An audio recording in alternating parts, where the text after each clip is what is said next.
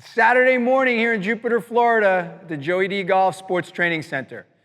What I love about Saturday mornings is they're a little more low-key. You guys are probably home having a coffee, and I'm here having a great opportunity to talk to you about somebody who I'm close to that I've had an opportunity to work with for some time now.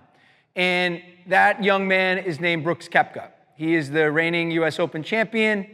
He's a good friend of mine and somebody I admire who has suffered and gone through an injury probably created from overuse and just the natural effects of how the golf club, the swing, can affect your body. So the wrist is a lot of complexity and it requires a lot of awareness.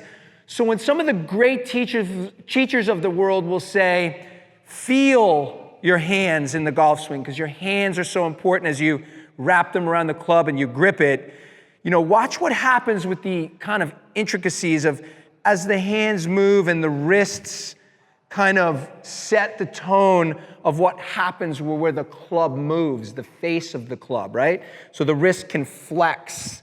It can then extend through the swing as you release the club. So I'm going to tell you what I did to create an opportunity for awareness, strength, and wrist function.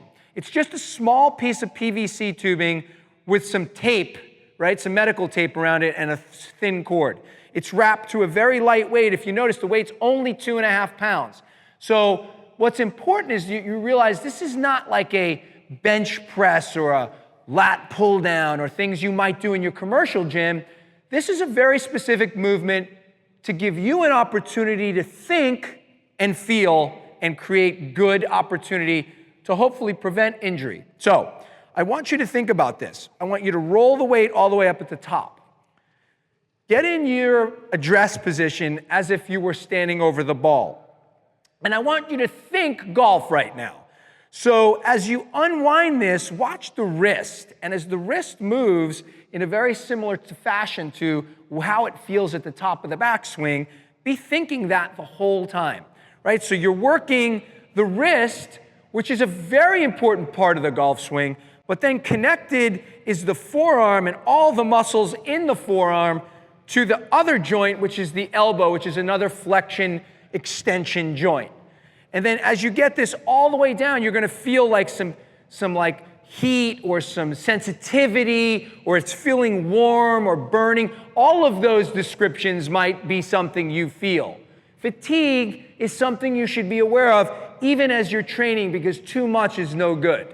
So as you do that, now think about rolling it back up, and I want you to think about how does the wrist function in your golf swing. This is a great drill that can be effective and preventative.